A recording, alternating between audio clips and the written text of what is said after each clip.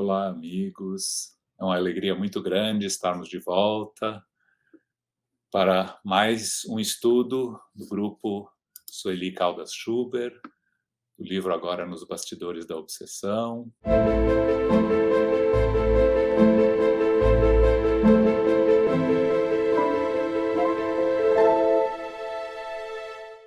Estamos aqui hoje com nosso amigo Lincoln Barros, com Marcelo Neto, e então, antes de iniciarmos, vamos fazer a nossa oração, pedindo auxílio, a proteção aos amigos espirituais, para que possamos receber a inspiração necessária para podermos continuar a divulgar a mensagem de Cristo através desses espíritos iluminados.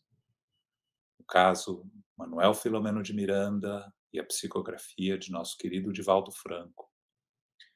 Pedimos a proteção a todos que nos assistem, a todos que vão ver depois as gravações, que possamos estar unidos em pensamento, em prece, para que possamos ter um aprendizado útil, iluminador, sob a proteção do Mestre Jesus e as bênçãos de Deus. Então, hoje nós vamos começar o livro propriamente dito. Então, eu vou apresentar um resumo para vocês. No começo do livro, antes do prolegômeno, existe uma pequena introdução que nos fala o que é o livro. Então, eu vou repetir para que possamos recordar o que nós vamos estudar. Então, o autor espiritual, Manuel Filomeno de Miranda, focaliza a retaguarda do problema da obsessão. Então, em 16 capítulos, ele apresenta os acontecimentos ocorridos entre os anos de 1937 e 38, em Salvador, Bahia, com a família Soares, que se encontra sob regime de intensa perturbação espiritual. Mostra os procedimentos adotados pelo plano espiritual superior durante sessões realizadas na União Espírita Baiana, proporcionando aos membros da família Soares a renovação íntima através da aceitação e prática dos esclarecimentos trazidos pela doutrina espírita. Então, o capítulo propriamente dito, capítulo 1, é o capítulo A Família Soares. Manuel Filomeno de Miranda nos diz que, terminada a reunião evangélica, a leitura evangélica e o comentário tecido em breves considerações, o dirigente encarnado da reunião proferiu expressiva oração, através da qual, emocionado, pediu auxílio às esferas superiores para a tarefa de obsessão.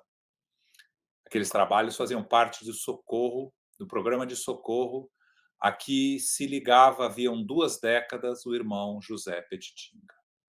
Então, incorporando, o benfeitor Saturnino ofereceu as palavras de consoladora confiança com que normalmente traçava as diretrizes no ato de abertura dos trabalhos, atestando o concurso eficiente dos obreiros da espiritualidade e dirigindo-se à irmã Amália, arrancou-a das cogitações dolorosas que a constringiam. É o primeiro membro da família Soares que a gente tem conhecimento aqui. Através das expressões carinhosas e alentadoras, o instrutor espiritual esclareceu que fora programada para aquela noite a visita de um perseguidor vinculado pelo pretérito delituoso à família Soares, que estava representada naquele momento pela moça Amália. Desde as vésperas, explicou, fora providenciado o socorro a Mariana, outro membro da família, mais intimamente afinada com o visitante. E para os trabalhos da noite, levaram-se em conta os títulos de amor granjeados por Amália e sua genitora entre os dirigentes espirituais da casa.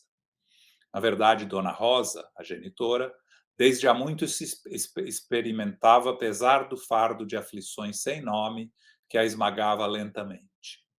Ainda jovem, casara-se com um moço atormentado, que, invigilante e descuidado dos deveres da família, permanecia ligado psiquicamente a vigorosos sicários desencarnados que o perseguiam sem trégua.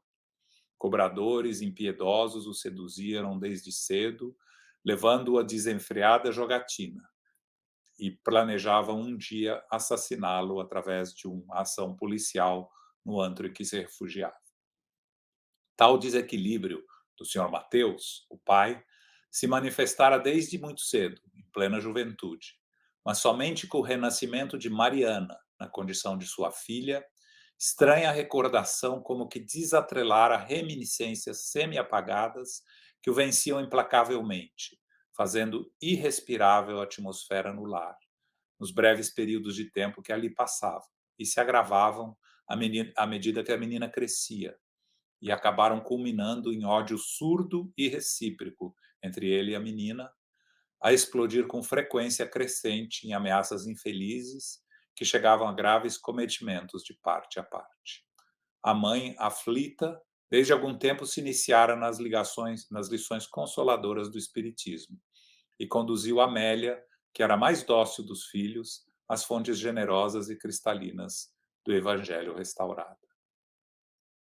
Afervoradas e humildes, elas participavam dos serviços na União Baiana, Espírita Baiana, sob a carinhosa direção do irmão Petitinga, e que lhes minoravam também as aflições. Naquela noite, todavia, Dona Rosa ficou em casa, crucificada por uma agonia superlativa, porque aguardava o retorno de Mariana, que, após um lamentável atrito com o pai obsidiado, se evadira rebelde entre ameaças e injustificadas atitudes, abandonando o calor doméstico, desfigurada por ódio e insensatez, embora contasse com somente 16 anos de idade não completos. Orando e entregando as dores ao Senhor, a mãe se deixara ficar no lar, enquanto Amélia fora, sofrida e preocupada, ao serviço de caridade, sufocando as próprias lágrimas, com presságios muito terríveis. O instrutor, então, solicita a indispensável concentração e desligando-se do médium Moraes, em cuja faculdade psicofônica o perseguidor familiar ia se comunicar. Moraes era um médium muito dedicado de psicofonia inconsciente, que se oferecia com expressivo carinho para o socorro dos desencarnados.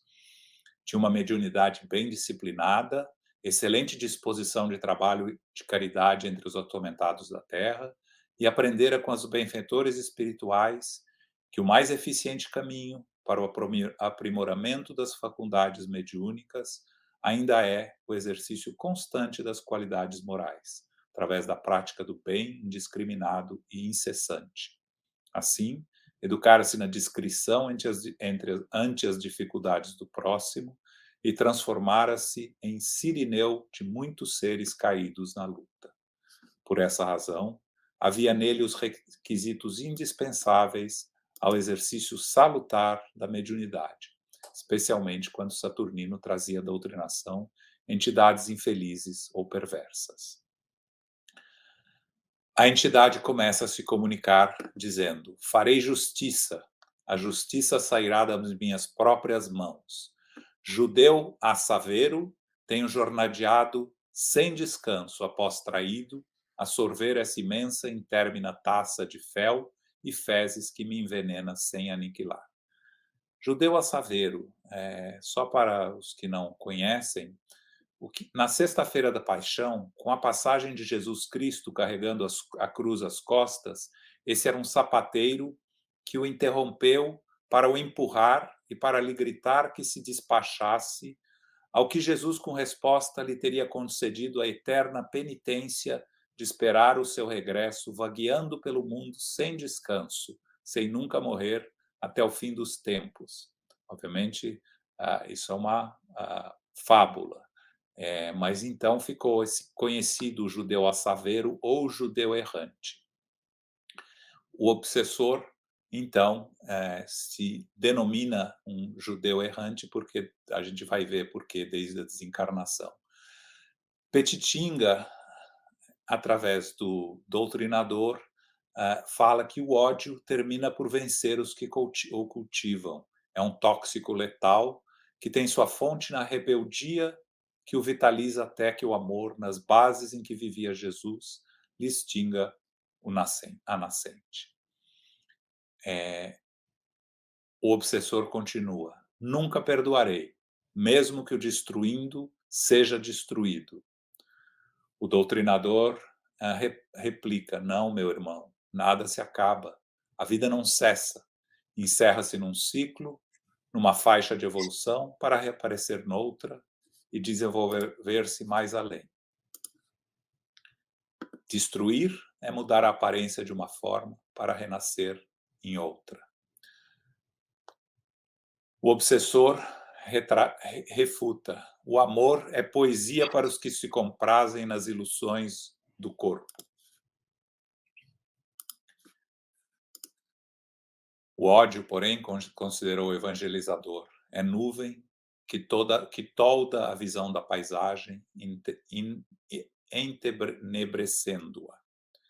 Só o amor derrama o sol nas almas, penetrando de esperança os seres. Experimente amar e de pronto perceberá diminuir a própria dor. Amor? Amor? Como amar se não poderei perdoar nunca? Pois que jamais conseguirei esquecer todo o mal que me fizeram esses traidores desalmados, cuja memória abjuro. Desde que se acumpliciaram os dois para aniquilar-me, o que não conseguiram sem dúvida, que minha vida foi destroçada para sempre. A morte, que eu esperava ser um lenitivo, quando fugi com o espírito pisoteado de vergonha e dor, em nefando suicídio, em vez de fazer-me desintegrar, ativou-a. Morri sem morrer. Nunca poderei esquecer, perdoar, amar, nunca, nunca.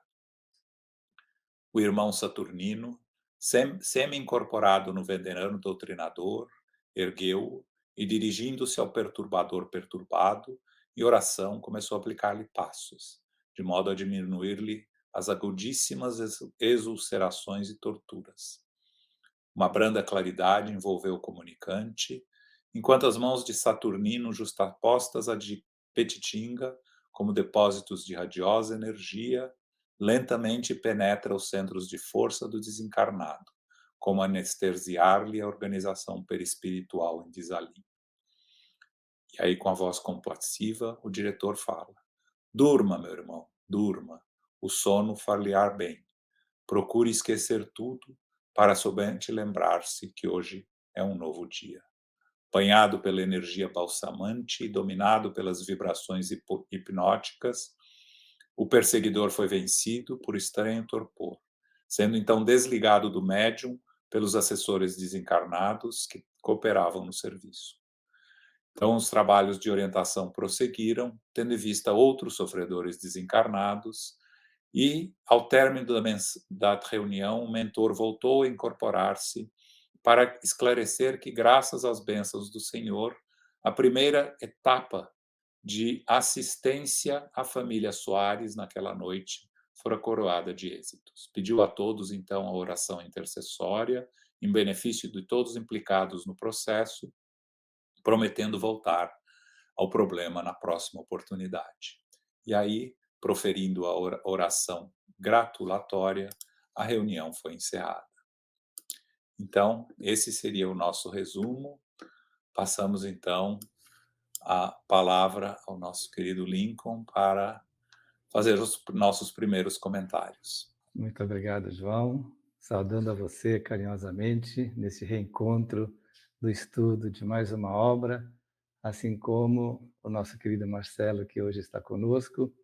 Esperamos que Jesus a todos nos inspire e nos ampare, envolvendo também todos aqueles corações que nos assistem e acompanham esses estudos das grandiosas obras de Manuel Filomeno de Miranda, entregues a todos nós pela psicografia abençoada de Divaldo Franco, ao qual enviamos também as nossas vibrações de muita gratidão.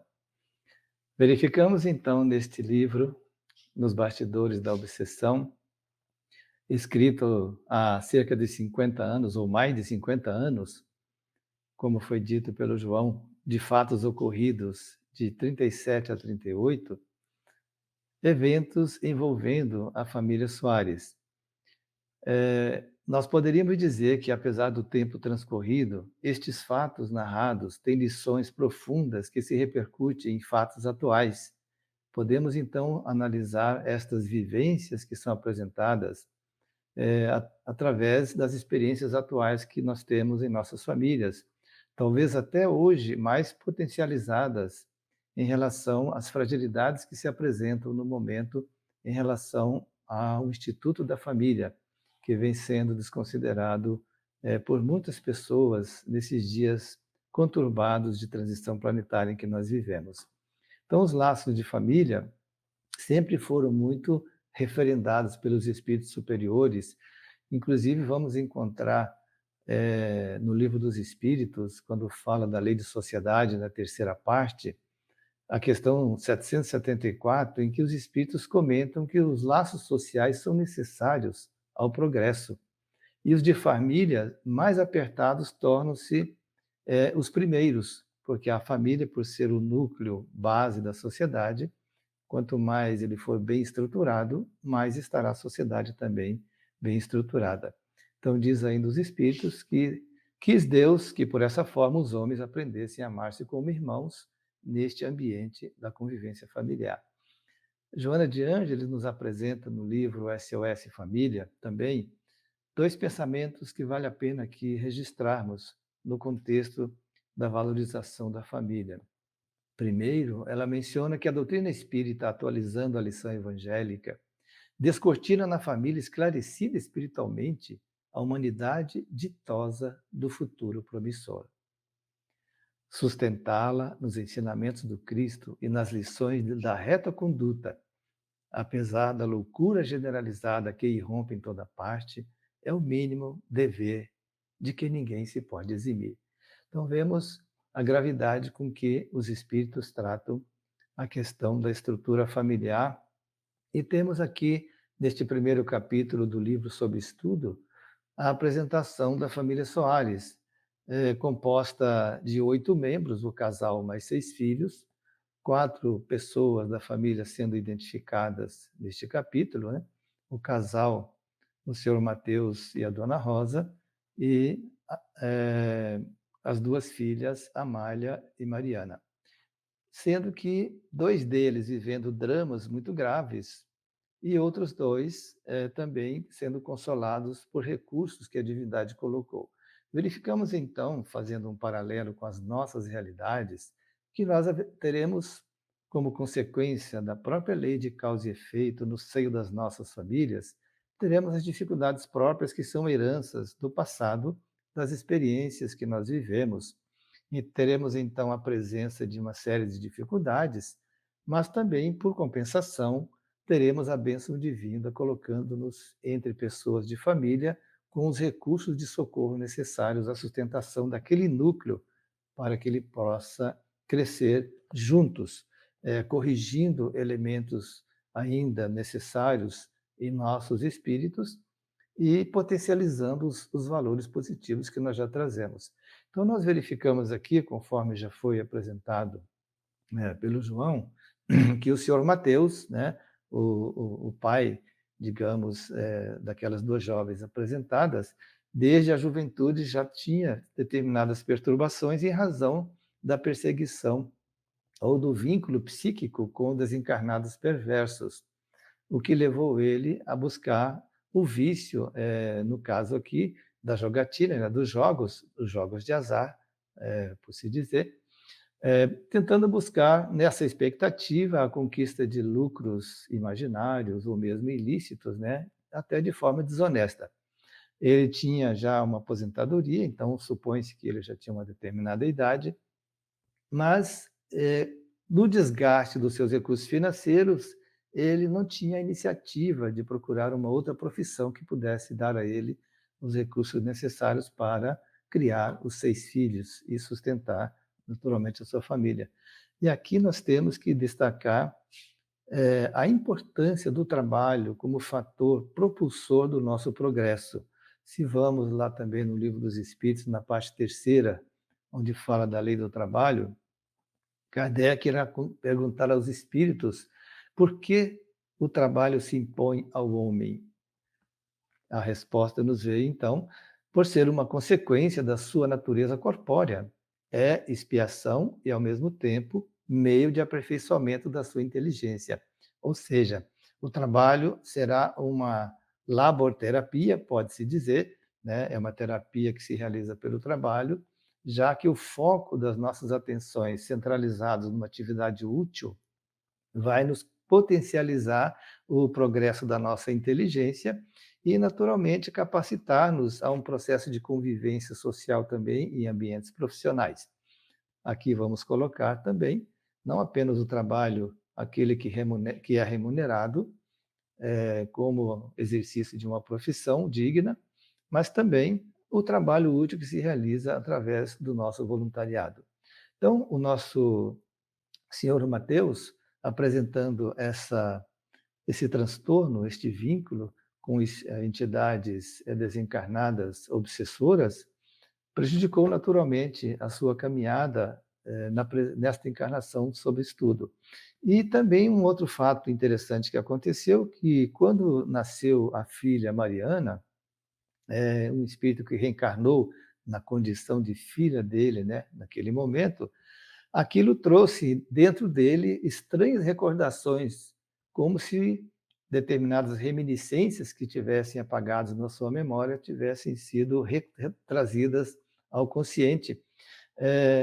E aquilo provocou conflito dentro do lar, tornando, muitas vezes, em determinados momentos, impossível conviver o pai com a filha Mariana, agora alcançando seus quase 16 anos, notando-se que quanto mais ela desenvolvia fisicamente, né, ou biologicamente, quanto mais ela crescia e avançava na idade, mais difícil se tornava aquela relação entre os dois. Um ódio surdo e recíproco nascia de ambos e a intolerância naturalmente provocava questões muito graves em relação à harmonia que deveria estar presente naquele ambiente familiar. Ameaças aconteciam, tivemos, neste momento da narrativa,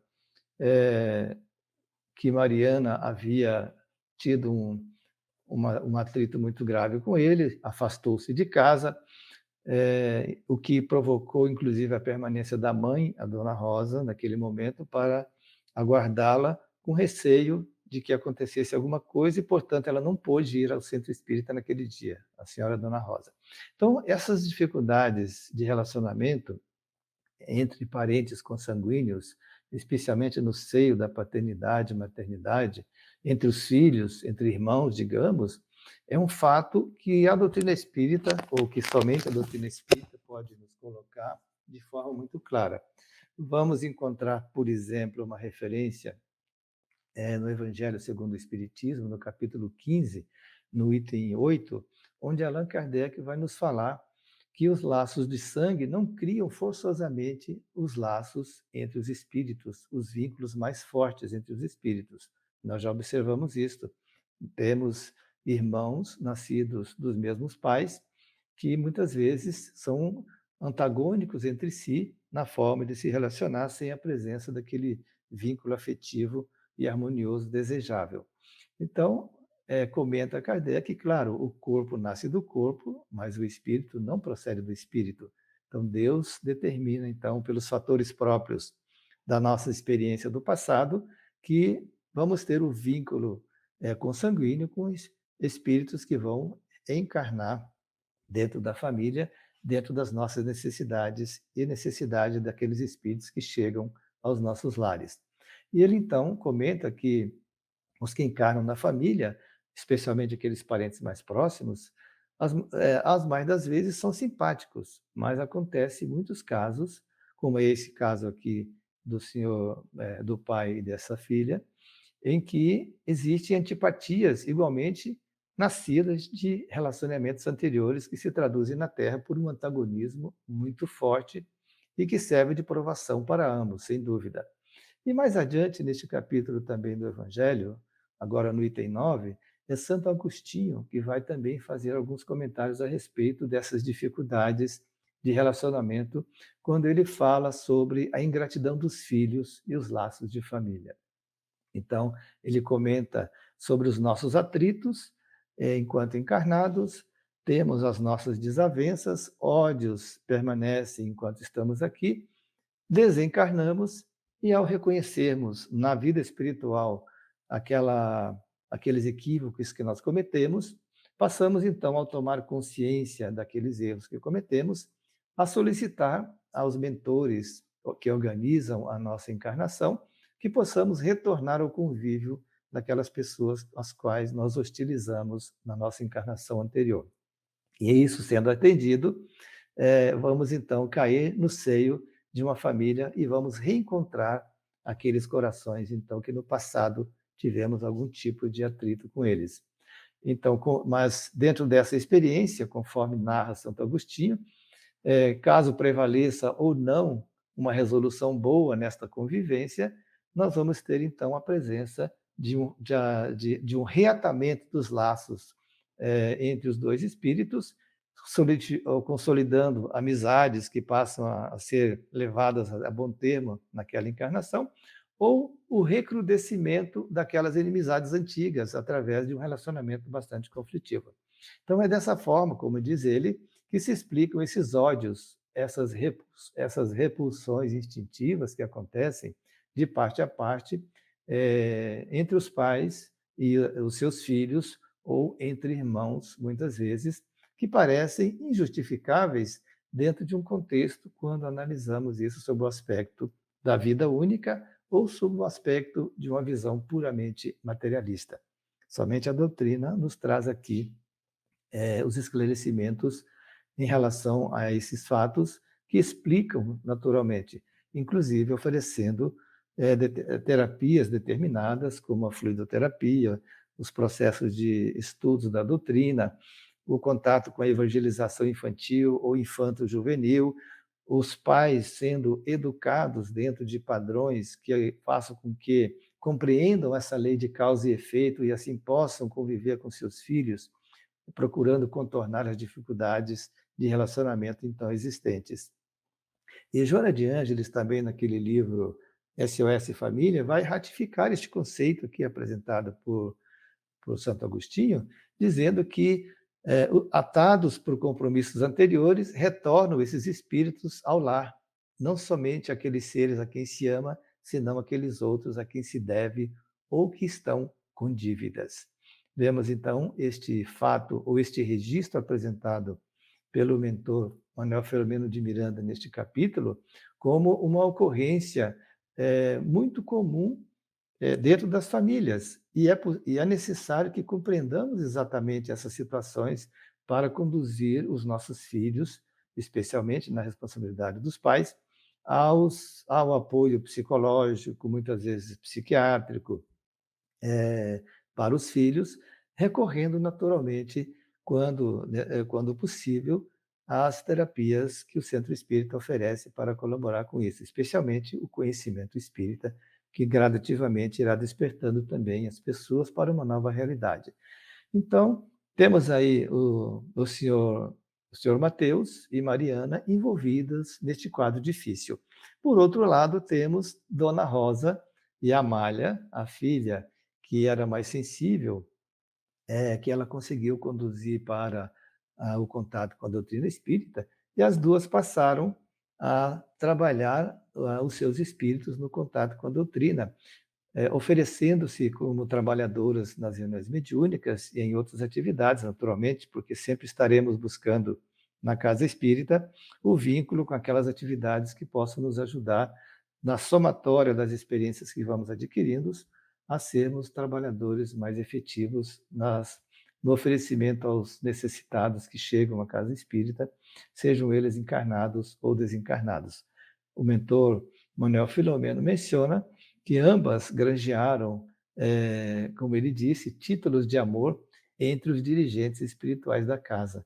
E aí nós vemos a caridade, conforme ele colocou, sendo entregue em ambos os planos da vida, o socorro à família que vive este drama de envolvimento com um processo de obsessão entre dois dos seus componentes, e também aquelas as duas senhoras, a mãe e a filha, sendo socorridas através do trabalho amoroso e dedicado na caridade dentro do centro espírita. Vemos então que a mãe e filha vincularam-se ao espiritismo e conseguiram então com isso contrabalançar um pouco os efeitos daquele momento difícil que eles estavam vivendo, compreendendo naturalmente as questões próprias das leis divinas que conduzem e que regem as nossas vidas, bastando a todos nós procurar interpretá-las e, dentro das experiências difíceis que nós vivemos, identificar qual a mensagem que a divindade está nos colocando naquele processo que estamos vivendo, seja em momentos aflitivos, seja em momentos em que temos problemas mais graves no seio da família, em decorrência da reencarnação de seres com defeitos biológicos, com os corpos, de alguma maneira, afetados pela formação necessária a que o espírito possa se reeducar naquele ambiente. E vemos, então, dentro dessa apresentação da família, o mentor Manuel Filomeno nos apresentando, então, a casa espírita onde se realizariam os trabalhos de socorro na União Espírita Baiana. E consideramos interessante ele colocar aqui que o templo espírita de comunhão com o alto era para todos eles uma esfera de luz abençoada, o reduto de consolo, onde se pode aurir energias para prosseguir nas provações rudes que nós enfrentamos, mas necessárias ao nosso burilamento, naturalmente. Todos sabemos que nenhum de nós viverá os desafios próprios de um processo na reencarnação em um planeta de provas e expiações, sem que a lei divina esteja agindo em favor de todos nós. E dentro desse pensamento, as nossas experiências serão vividas de uma maneira mais serena, mais confiante, porque Deus estará sempre amparando a todos nós. Então, José Petitinga, o diretor da reunião, é um dos componentes desta reunião mediúnica, o benfeitor Saturnino e Moraes, o médium, ali apresentado nas suas qualidades próprias. E aí nós verificamos que, mesmo que nós não sejamos médiuns ostensivos e participativos em reuniões mediúnicas, vamos recordar que todos nós somos médiuns no contexto geral. Se vamos buscar a questão 459 do Livro dos Espíritos, vamos compreender, através da orientação dos espíritos, que nós sofremos interferência dos espíritos muito mais do que nós supomos, e de ordinário, como respondem eles, são os espíritos que nos dirigem. Então, somos médios, mesmo através do processo intuitivo, estamos dialogando com o mundo espiritual com muita frequência, dependendo da maneira e da direção do nosso pensamento, seja ele nos estímulos de elevação, seja ele também nos estímulos dos pensamentos inferiores, onde nos vincularemos com as correntes espirituais de influência, de acordo com a qualidade daquilo que nós estamos pensando. Então, os conceitos que nós vamos observando na prática mediúnica, observados sobre o ângulo da narração do mentor espiritual que nos traz nessas obras todas que ele publicou, são lições valiosíssimas para compreendermos como o mundo espiritual, através da compaixão que tem por todos nós e através da misericórdia divina, trabalha para ajudar-nos a atravessar os caminhos difíceis que nós vivemos nos dias atuais. Mas jamais estaremos sem o socorro. E esse médium destacado aqui poderia ser categorizado, como diz o apóstolo Paulo no capítulo 15 do Evangelho segundo o Espiritismo, quando ele nos fala da caridade, então que esses trabalhadores seriam reconhecidos pelo perfume da caridade que espalham em torno de si. E conclui dizendo que o verdadeiro espírita e verdadeiro cristão são uma só e a mesma coisa, dado que todos quantos praticam a caridade são discípulos de Jesus. Então, irmãos, dentro das nossas possibilidades psíquicas, quando mantemos o nosso vínculo estreito com o psiquismo de Jesus, procurando fazer com que ele possa viver em tudo que nós pensamos, em tudo que nós falamos, em tudo que fazemos, em tudo que decidimos em nossas vidas, inspirados pelo pensamento do Senhor, que é o sol das nossas vidas, erraremos menos, acertaremos mais, edificaremos o nosso espírito em bases mais sólidas e seremos mais felizes, mesmo sob o assédio de muitas dificuldades que são próprias do nosso processo evolutivo. Então, deixamos esta mensagem para que retiremos deste capítulo, não só pelas dores vividas pela família Soares, que vamos acompanhar em vários capítulos, mas também nas lições muito apropriadas que nos transmite Manuel Filomeno de Miranda, nas suas observações ou na sua transferência para nós das informações que nos traz sobre as reuniões mediúnicas, vistas sob o ângulo do mundo espiritual. Fiquemos todos em paz e sempre com Jesus, como nos diz o Espírito Joana de Ângeles. Obrigado, Lincoln, pela sua explicação muito brilhante. Família é uma bênção e um desafio, né? E o Centro Espírita é o porto seguro. Então, agora, para fazer a segunda parte dos comentários, nós chamamos o nosso amigo Marcelo. Muito obrigado, João. Muito obrigado, Lincoln, por esses aprofundamentos muito especiais. Você trouxe questões aí que precisam ser realmente sempre lembradas. E João nos fez aí um resumo muito, muito especial, trazendo este primeiro capítulo. A parte que eu vou focar vai ser exatamente na questão do ódio, desta raiva que aquele espírito estava determinado a malograr, a perseguir a família Soares. Há uma passagem aqui no Evangelho segundo o Espiritismo, é o capítulo 12, que nos fala: amai os vossos inimigos. Isso, de fato, parece uma contradição numa visão imediatista e principalmente com as questões relacionadas à materialidade, as questões da matéria, ou seja, o desacreditar de que a vida continua. E neste capítulo 12, que fala exatamente amai os vossos inimigos, eu estou lendo aqui do Evangelho segundo o Espiritismo, ele vai falar dos inimigos desencarnados. E uma série de outros itens que precisam ser lidos, relidos, fala da vingança, fala do ódio, deste ódio. Me lembro da passagem quando, e o João nos trouxe no resumo, e o Lincoln nos fala também, quando o Espírito fala, farei justiça, né? A justiça sairá das minhas próprias mãos. Ou seja, ele não acredita na justiça divina. Ele quer ser um instrumento dessa situação que no passado o levou à situação de muita dor, de muito desespero. Visitando a obra kardeciana, principalmente no livro dos Médiuns, no capítulo 23, nós vamos ver o que Kardec traz a respeito das obsessões. E Kardec nos aponta, nos salienta, nos elucida de que as obsessões são praticadas unicamente por espíritos inferiores, que procuram dominar, pois os espíritos bons não impõem nenhum constrangimento. Os bons espíritos, eles nos inspiram, eles nos aconselham, mas a resposta final, a ação final, a conclusão final é nossa, ao contrário destes espíritos ainda inferiores que têm esta ideia fixa da revanche. Cada um de nós é verdadeiramente responsável pela criação do seu próprio mundo mental.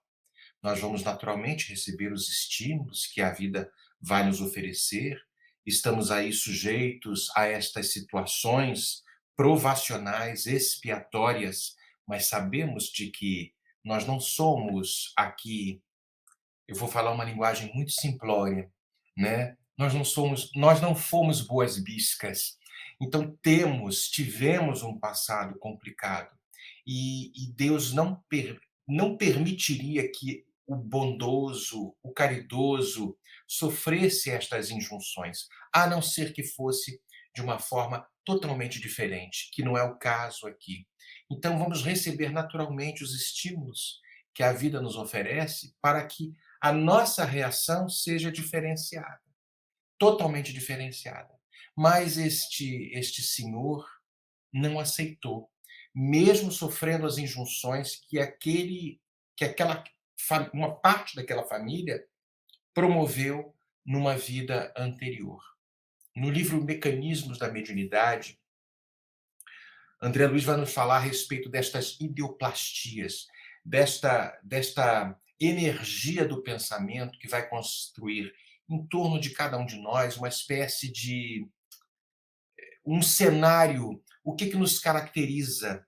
Ou seja, nós vamos com esta ideia fixa, com esta persistência, transformando, criando a nossa própria identidade espiritual. É por isso que os espíritos, às vezes, os espíritos nos reconhecem, né? Como se nós estivéssemos transformando o que nós temos intimamente e externando neste corpo espiritual. A gente aqui esconde muito bem, a gente faz aquela cara de paisagem, mas os espíritos não.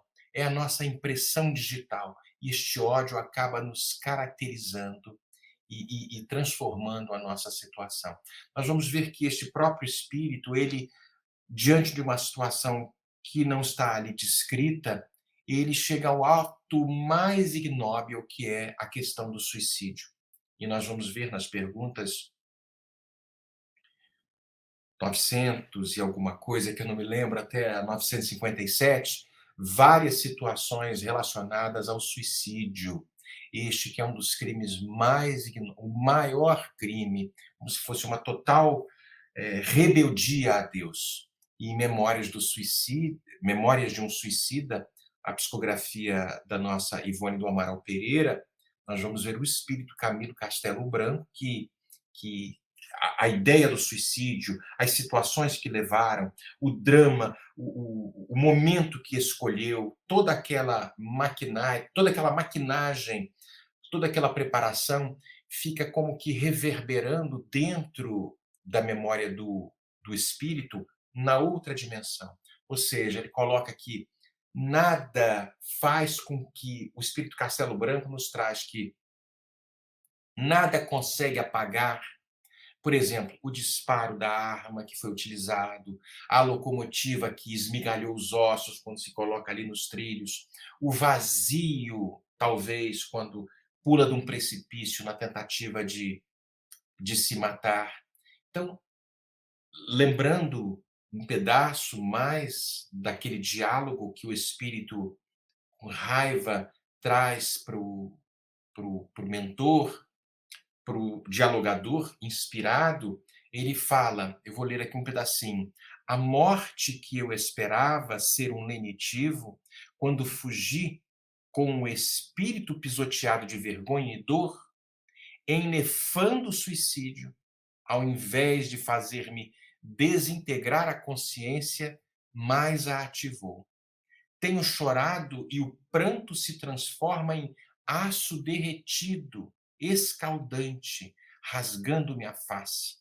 Quando gritava, minha voz era recebida com doesto e zombarias inomináveis por 1000 seres que me perseguiam. E ele vai e segue. E a dor que me despedaçava foi adicionada à dor acerba do suplício que me impusera para fugir. Ele segue, morri sem morrer. E traz ali essas situações todas, os seus dramas, todos os processos que estão ali. Eu, pensando um pouco nestas questões, nesta cristalização da dor, neste desejo imenso de vingança, porque, sem dúvida, temos ali duas situações. Uma situação de que ele foi, sem dúvida, muito execrado, maltratado, nós não sabemos, mas adicionou a tudo isso a esta fuga por esta porta falsa, que é o suicídio. E aí começou, neste processo, a ampliar o desejo de vingança, de raiva, de ódio.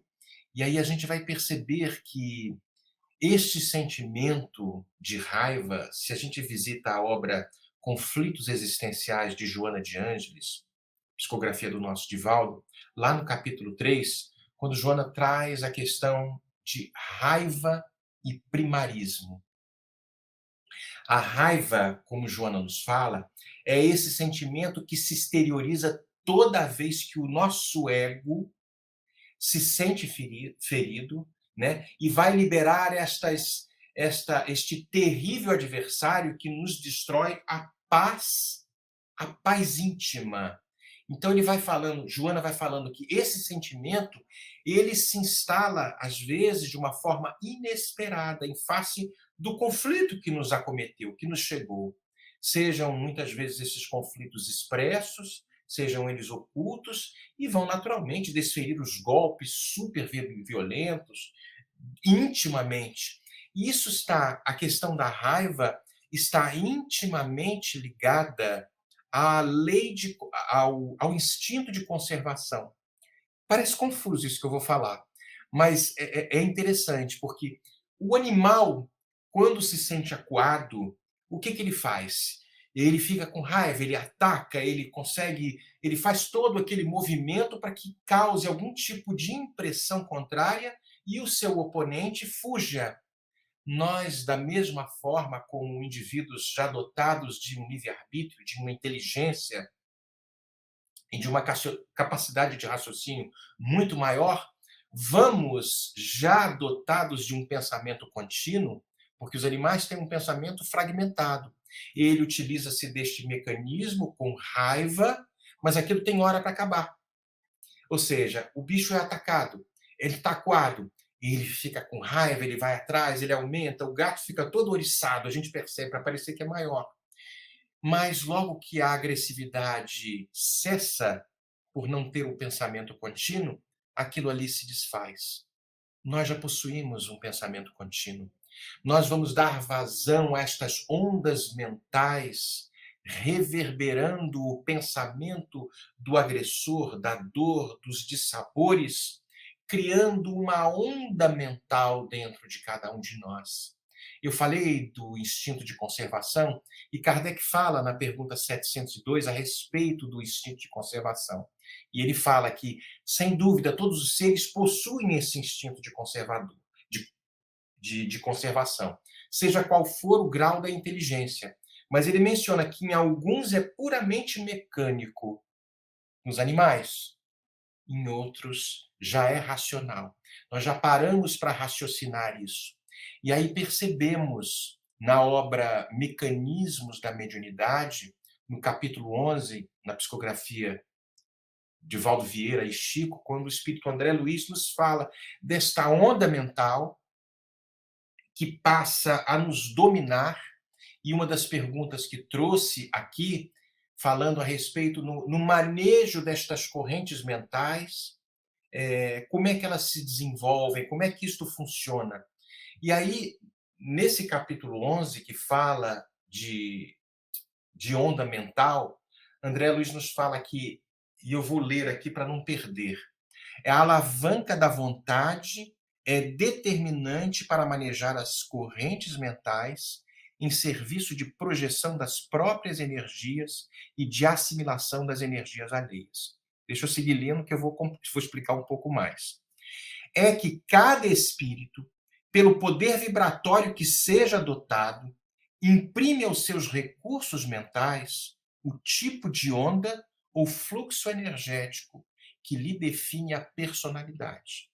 Nós vamos ver ali um indivíduo desencarnado determinado a provocar um grande mal, a obsediar, a destruir. Ele falou que ele preferia, mesmo que fosse às custas de ser destruído, ele ia persistir na sua empreitada. Ou seja, parece que desconhece de que o espírito é indestrutível, mas ele vai estar obsediado.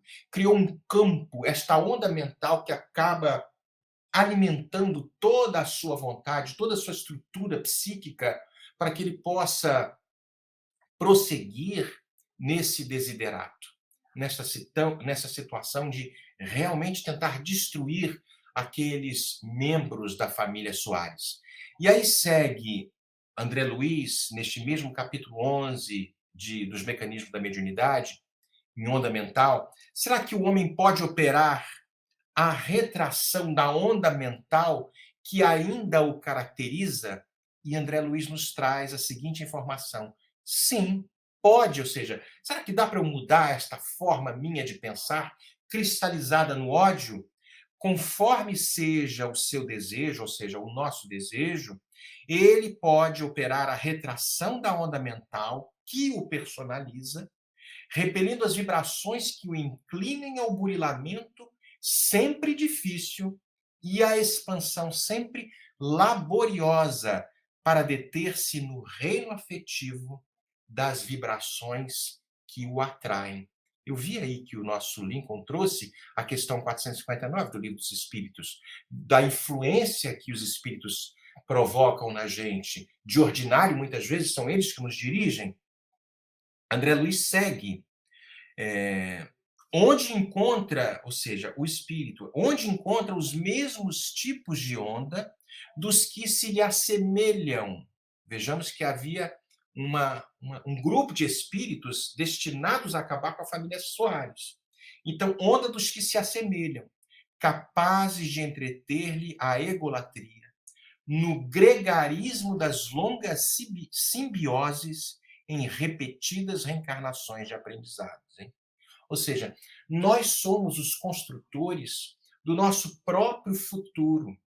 Será que nós vamos permanecer neste processo, produzindo as ondas mentais que nos caracterizam ainda na retaguarda, ao invés de seguirmos à frente? Logicamente que o espírito ali foi alcançado, houve os passes e o mentor inspirando José Pititinga nos passes, ele fala durma, impondo naquelas energias benfazejas para que o espírito dormisse e naturalmente o processo iria seguir de ajuda, de esclarecimento. Por que eu estou trazendo todas essas coisas talvez um pouco complicadas? Para que nós não iniciemos este processo de cairmos nas armadilhas que nós mesmos fazemos a nós mesmos. Quando uma situação se deflagra diante de cada um de nós, nos convidando à revolta, ao ódio, ao revide, nós temos um dos mais poderosos mecanismos que muitas vezes nos olvidamos, que é a prece, que é a serenidade. É voltar a este Evangelho segundo o Espiritismo e as lições que aqui estão espalhadas nas leituras, na água magnetizada, nas palestras doutrinárias, para que não caiamos nestas ondas que levaram o nosso irmão a estar nesta situação. Alguns de vocês talvez poderão falar: ah, Marcelo, mas o crime deve ter sido hediondo, muito terrível. É verdade, é possível que tenha sido algo realmente inimaginável. E eu, na minha abordagem muito simplória, talvez na visão de alguns, possa estar parecendo alguém que está reduzindo a dor de alguém que sofreu muito. Mas, como nós somos espíritas e temos ideia de que há um espírito de sequência neste processo do ir e vir, nas múltiplas situações que passamos, nos dramas que provocamos, e como diz o espírito Marcelo Ribeiro, o meu xará, uma psicografia do nosso Divaldo Pereira Franco, ele fala: nós não somos outros espíritos, somos os dilapidadores da paz alheia, envergando roupagens novas. Somos aqueles que no passado empreendemos grandes atos ignóbeis e agora estamos submetidos, trocando de posição para ver se o amor verdadeiramente habita dentro de cada um de nós. Neste capítulo 11, quando fala de onda mental, André Luiz nos fala a respeito da vontade e diz que toda criatura dispõe, eu vou ler aqui a passagem, Toda criatura dispõe de oscilações mentais próprias, pelas quais entra em combinação espontânea com a onda de outras criaturas desencarnadas ou encarnadas que se lhe afinem com as inclinações e desejos, atitudes e obras do quimismo inelutável do pensamento. Mas ele nos fala lá na frente que vai depender de cada um de nós escolher o que eu quero para a minha vida. Aí vai depender da gente. Aí a vontade, já dotados de livre-arbítrio, de inteligência, de raciocínio contínuo, continuarmos emitindo estas ondas mentais que vão naturalmente definir a nossa identidade espiritual e criando de alguma forma afinidade com outros que vibram no mesmo naipe, e aí passa a não ser mais um, somos vários vibrando no mesmo diapasão, na mesma frequência, potencializando os desejos de ódio e vingança ou os anseios de amor, que, sem dúvida, irão nos caracterizar no futuro se conseguirmos nos vencer, não ao próximo. Jesus, este homem ainda incompreendido, foi crucificado, espizinhado, colocado nas posições mais abjetas, mas nos deu o maior exemplo de que o ódio não leva a lugar nenhum. E nos fala, no final da sua fala, nos momentos finais, perdoa, Pai, porque eles não sabem o que fazem. Sei que estamos a anos-luz desta possibilidade, mas estamos no caminho. Vai depender de cada um de nós. Será que eu quero apressar o passo ou me perder nestes ciclos intermináveis das múltiplas encarnações, para que um dia eu possa verdadeiramente entender que só o amor constrói? Eram estas as considerações, talvez tenham sido bem limitadas, mas para que a gente não caia nesta armadilha do ódio. Somos espíritas, não deixemos de dar o exemplo. Lá fora uma grande confusão. O mundo está de cabeça para baixo. É verdade. Tem horas que eu pergunto assim, Papai do céu, qual é o plano que o Senhor tem? Mas aí eu paro, penso, oro e falo, o teu tempo, meu Pai, é diferente do meu tempo. Então, eu entrego a minha vida. Entreguemos as nossas vidas à tua bondade, à tua magnânima inteligência e sigamos em frente. Obrigado, Marcelo. Uma excelente explicação, emocionante, como sempre.